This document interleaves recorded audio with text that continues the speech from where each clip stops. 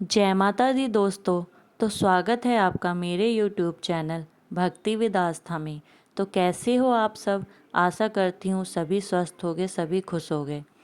तो भक्तों, आज से शुरू होने जा रहे हैं शारदीय नवरात्रे।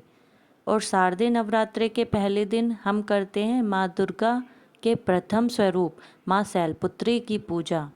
तो आओ भक्तों, आज नवरात्रे के पहले दिन शुरू करते हैं प्रथम अध्याय। प्रथम अध्याय में मेधा ऋषि द्वारा राजा सूरथ और समाधि को देवी की महिमा बताते हुए मधुकैटभ वध का प्रसंग सुनाते हैं।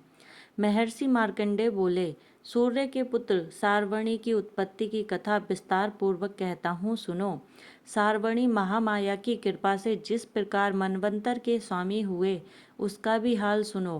पहले स्वारोचिष नामक राज्य था। वह प्रजा को अपने पुत्र के समान मानते थे, तो भी कोला विध्वंसी राजा उनके शत्रु बन गए। दुष्टों को दंड देने वाले राजा सूरथ की उनके साथ लड़ाई हुई।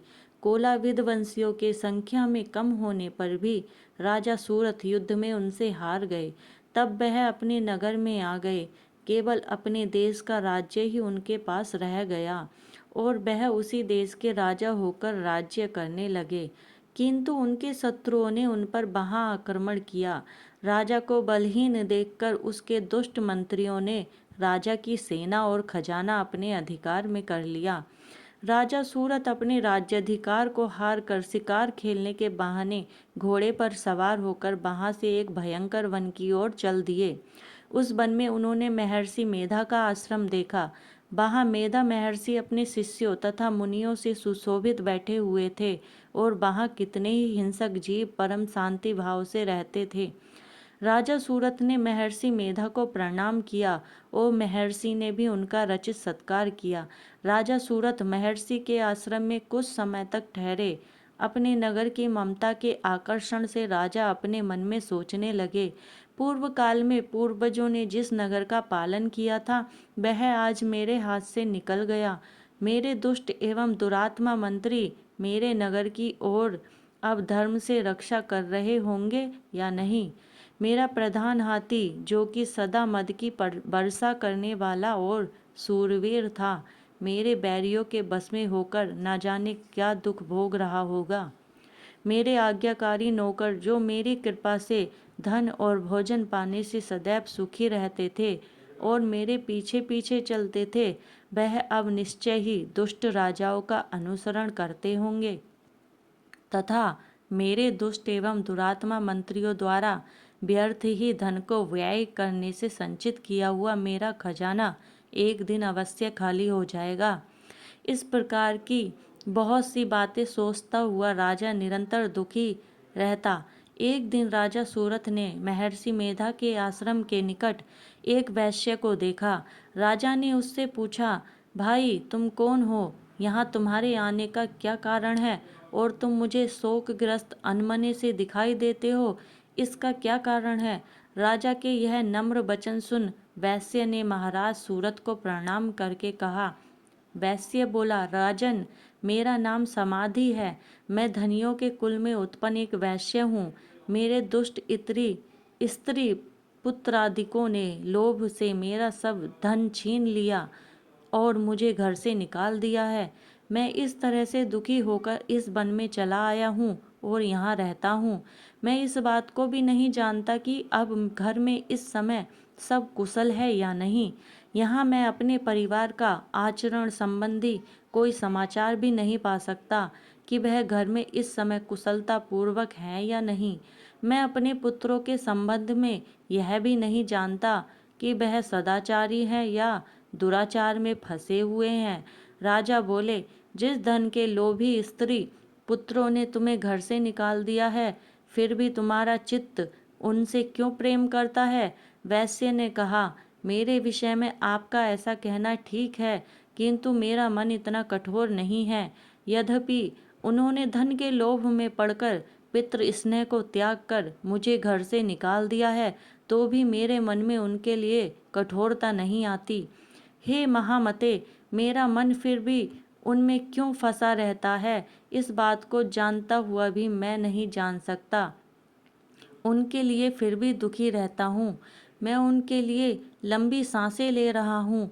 उन लोगों में प्रेम नहीं है, फिर भी ऐसे निस्नेहियों के लिए मेरा हृदय कठोर नहीं होता। महर्षि मार्कंडेय जी ने कहा, हे ब्राह्मण। इसके पश्चात महाराज सूरत और वह वैश्य दोनों महर्षि मेधा के समीप गए और उनके यथा योग्य न्याय संभाषण करके दोनों ने वार्ता आरंभ की। राजा बोले, हे भगवान, मैं आपसे एक बात पूछना चाहता हूँ, सो आप कृपा करके मुझसे बताइए। मेरा मन अधीन नहीं है, इससे मैं बहुत दुखी हूँ। राज्य धनाधिक की चिंता अभी तक मुझे बनी हुई है। ओ मेरी यह ममता अज्ञानियों की तरह बढ़ती ही जा रही है। और यह समाधि नामक वैश्य भी अपने घर से अपमानित होकर आया है। इसके स्वजनों ने भी इसे त्याग दिया है। स्वजनों से त्यागा हुआ भी यह उनसे हार्दिक प्रेम रखता है। इस तरह हम दोनों ही दुखी हैं। हे महाभाग, उन लोगों के अवगुणों को देखकर भी हम दोनों के मन में उनके लिए ममता जनित आकर्षण उत्पन्न हो रहा है। हमारे ज्ञान रहते हुए भी ऐसा क्यों है? अज्ञानी मनुष्यों की तरह हम दोनों में यह मूर्खता क्यों है? महर्षि मेधा ने कहा, विषम मार्ग का ज्ञान सब जंतुओं को है। सबों के लिए विषय पृथक पृथक होते हैं। कुछ प्राणी दिन में नहीं देखते और कुछ रात को, परंतु कई जीव ऐसे हैं जो दिन तथा रात दोनों में देख सकते हैं। यह सत्य है कि मनुष्यों में ज्ञान प्रधान है, किंतु केवल मनुष्य ही ज्ञानी नहीं होता। पशु पक्षी आदि भी ज्ञान रखते हैं। जैसे यह पशु पक्षी ज्ञानी है, वैसे ही मनुष्य का ज्ञान भी, जो ज्ञान मनुष्यों में वैसे ही पशु पक्षियों में है। अन्य बातें भी दोनों में एक जैसी पाई जाती हैं।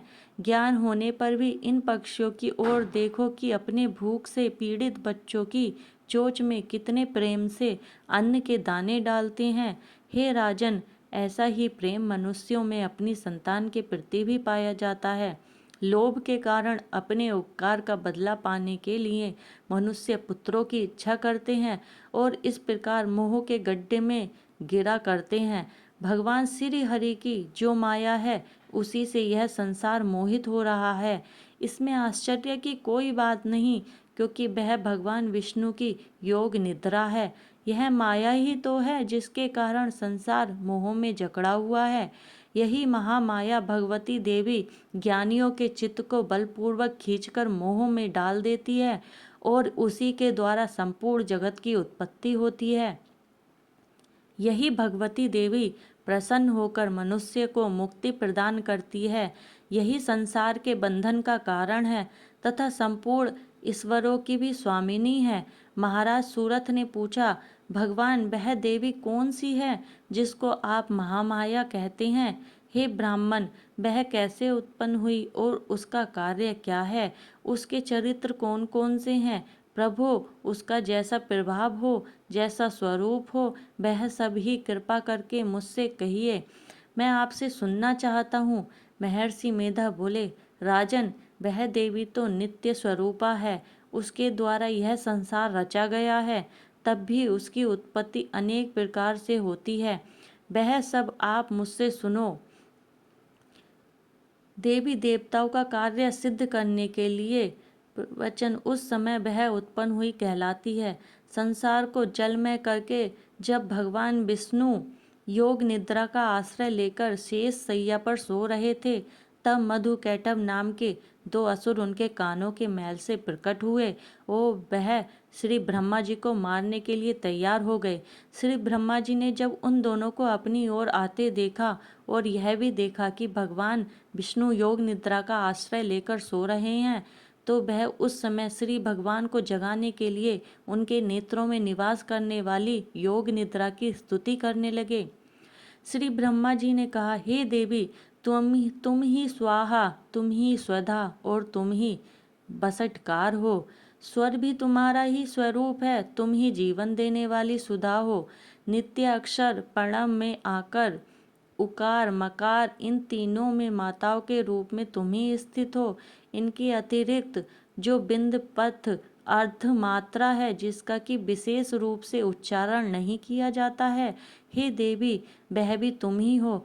हे देवी संध्या, सावित्री तथा परम जननी तुम ही हो।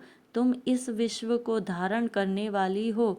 तुमने ही इस जगत की रचना की है और तुम ही इस जगत का पालन करने वाली हो। तुम ही कल्प के अंत में सबको भक्षण करने वाली हो। हे देवी, जगत की उत्पत्ति की समय तुम सृष्टि रूपा होती हो, पालन काल में स्थित रूपा हो और कल्प के अंत में संहार रूप धारण कर लेती हो। तुम ही महाविद्या, महामाया, महामेधा, महारात्रि हो, श्री ईश्वरी और बोध स्वरूपा बुद्धि भी हो, लज्जा, पुष्टि, तुष्टि, शांति भी हो। तुम ही हो लज्जा, तुम ही पुष्टि, शांति और क्षमा भी तुम ही हो। तुम खड़ग धारणी, शूल धारणी, घोर रूपा तथा गदा, चक्र, शंख और धनुष को धारण करने वाली हो। बाण, भुक्षुंडी और परिध यह भी तुम्हारे ही अस्त्र हैं। तुम सौम्य और सौम्यतर हो। यही नहीं बल्कि जितनी भी सौम्य तथा सुंदर वस्तुएं इस संसार में हैं, उन सब से बढ़कर सुंदर तुम हो। पर और अपर सबसे पर रहने वाली सुंदर तुम ही हो। हे स्वरूपे देवी, जो भी सशक्त पदार्थ हैं उनमें जो शक्ति है वह तुम ही हो। ऐसी अवस्था में भला तुम्हारी स्तुति कौन कर सकता है। मुझे भगवान विष्णु तथा भगवान शंकर को शरीर धारण कराने वाली तुम ही हो। तुम्हारी स्तुति करने की शक्ति किसमें है। हे देवी, तुम तो अपने इन उदार प्रभावों के कारण ही प्रशंसनीय हो। मधु और कैटभ जो भयंकर असुर हैं, इन्हें मुंह में डाल दो और श्री हरि भगवान विष्णु को भी जल्दी जगा दो और उनमें इनको मार डालने की बुद्धि भी उत्पन्न कर दो। महर्षि मेधा बोले, हे राजन, जब श्री ब्रह्मा जी ने देवी से इस प्रकार की स्तुति करके भगवान को जगाने तथा मधु और कैटभ को मारने के लिए कहा, तो वह भगवान श्री विष्णु के नेत्र, मुख, बाहु, हृदय और वक्ष स्थल से निकलकर सामने खड़ी हो गई। उनका ऐसा रूप भगवान श्री हरि तुरंत जाग उठे और दोनों ब्रह्मा जी के सामने खड़ी हो गईं। उनका ऐसा करना था कि भगवान श्री हरि तुरंत जाग उठे और दोनों असुरों को देखा, जो कि अत्यंत बलवान तथा पराक्रमी थे और मारे क्रोध के जिनके नेत्र लाल हो रहे थे और जो ब्रह्मा जी का वध करने के लिए तैयार थे। तब क्रुद्ध हो उन दोनों दुरात्मा असुरों के साथ भगवान श्री हरि पूरे 5000 वर्ष तक लड़ते रहे। एक तो वह अत्यंत बलवान तथा पराक्रमी थे, दूसरे महामाया ने भी उन्हें मोह में डाल रखा था।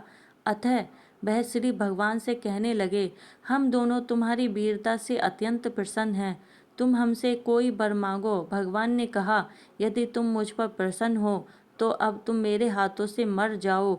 बस इतना सा ही वर मैं तुमसे मांगता हूँ, यहाँ दूसरे वर से क्या प्रयोजन है। महर्षि मेधा बोले, इस तरह से जब वह धोखे में आ गई और अपने चारों ओर जल ही जल देखा, तो भगवान श्री हरि से कहने लगे, जहाँ पर जल न हो, सूखी जमीन हो, उसी जगह हमारा वध कीजिए। महर्षि मेधा कहते हैं, तथास्तु कहकर भगवान श्री हरि ने उन दोनों को अपनी जांग पर लिटाकर उन दोनों के सिर काट डाले।